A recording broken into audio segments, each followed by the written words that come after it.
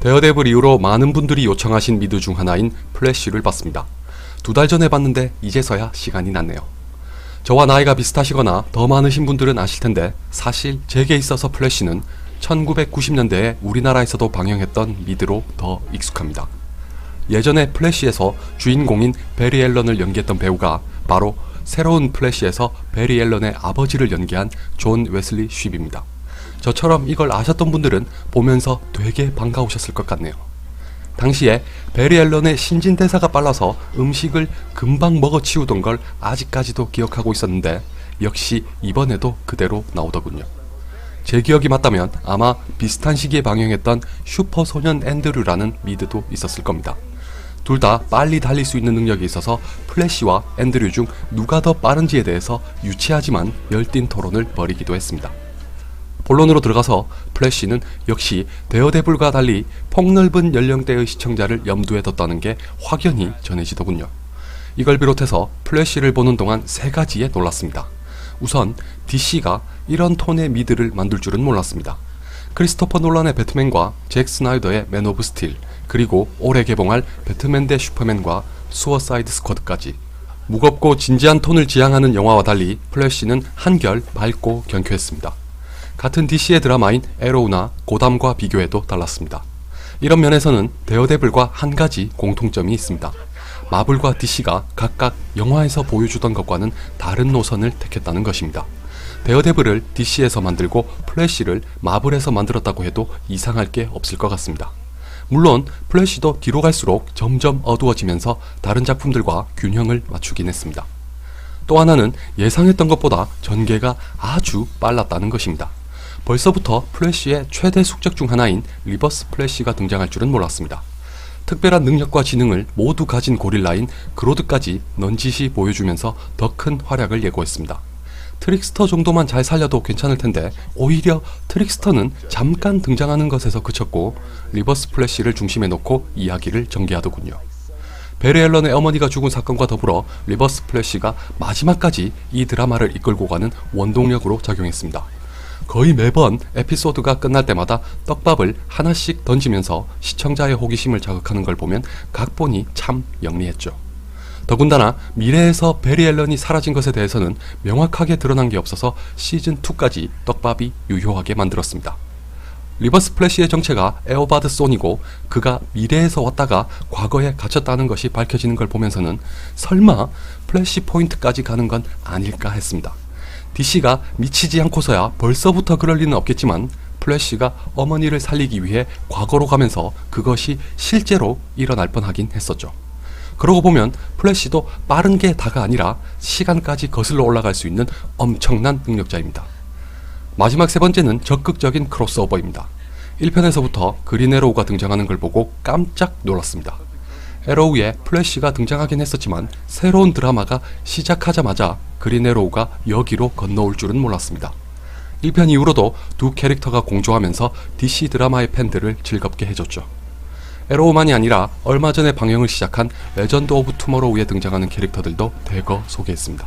덕분에 플래쉬에서 레전드 오브 투모로우로 시청자가 자연스레 이동할 수 있도록 하는 효과를 가져왔습니다. 아울러 레전드 오브 투모로우의 악당인 벤달 세비지가 슈퍼맨을 죽이고 배트맨을 몰락시켰다는 설정을 예고편에서 보여준 바람에 더더욱 기대를 갖게 했습니다. 플래쉬는 플래쉬가 저스티스 리그의 멤버라는 걸 흘리기도 했고 배트맨과 슈퍼맨 그리고 그린 랜턴과 관련이 있는 것까지 빠짐없이 잠깐씩이나마 언급했었죠. DC가 TV 드라마에서는 여러모로 기민하고 현명하게 움직이고 있다는 걸 알 수 있는 대목입니다. 그런데 이게 또 마냥 반색할 해법은 아니라고 생각합니다. 관점에 따라서는 마블의 선택이 더 현명할 수도 있습니다. 왜 그런지는 조만간 따로 소개하도록 하겠습니다. 지금부터는 이 영상의 제목이기도 한 플래쉬의 문제점에 대해 말씀드리겠습니다. 사실 큰 문제라고까지 할 정도는 아닙니다. 저도 1990년대의 플래쉬를 볼 때는 까맣게 몰랐던 건데 지금 보니 치명적인 구멍이 있다는 게 눈에 띄더군요. 일단 플래쉬는 기본적으로 빠르게 움직일 수 있는 능력을 가진 캐릭터입니다. 그것도 그냥 빠른 게 아니라 마음만 먹으면 음속을 돌파하는 건 물론이고 앞에서 말씀드렸다시피 시간을 넘나드는 것까지 가능합니다. 바로 이것 때문에 구멍이 발생합니다. 무슨 말인가 하니 드라마를 보면 실상 플래시와 맞붙을 수 있는 캐릭터는 많지 않습니다. 상대방이 행동하기 전에 제압하고도 남으니까요.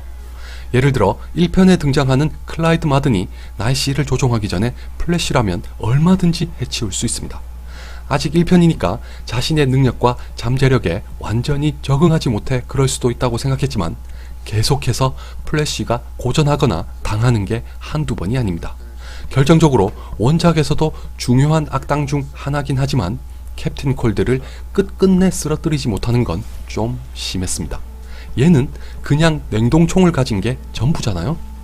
심지어 드라마의 다른 악당들처럼 스타 연구소의 사고로 탄생한 메타휴먼도 아닌 평범한 인간 나부랭이입니다.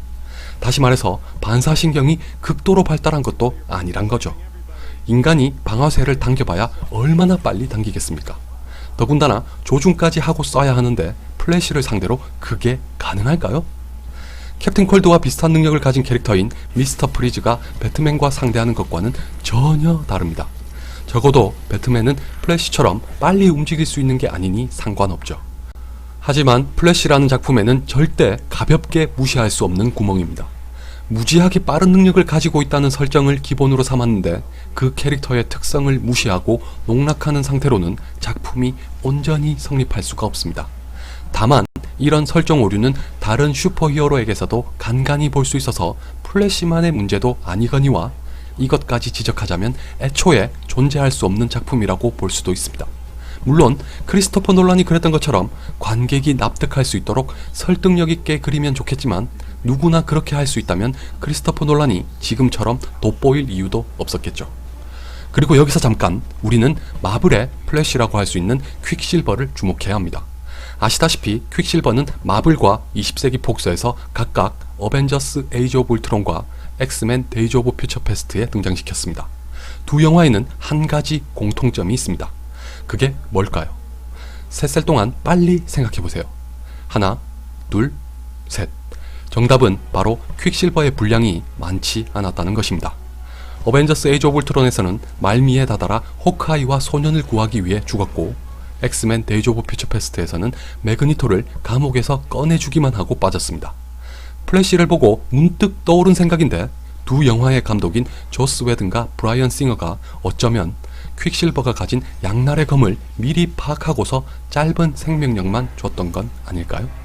실제로 저는 엑스맨 데이즈 오브 퓨처 패스트를 보면서 퀵실버가 있었으면 순식간에 해결할 수 있는데 왜 안 데려온 건지 불만을 가졌었습니다. 플래시를 보고 난 후에는 왜 그랬는지를 얼핏 짐작할 수 있었습니다. 덧붙여서 플래시의 능력 때문에 발생하는 구멍이 하나 더 있습니다.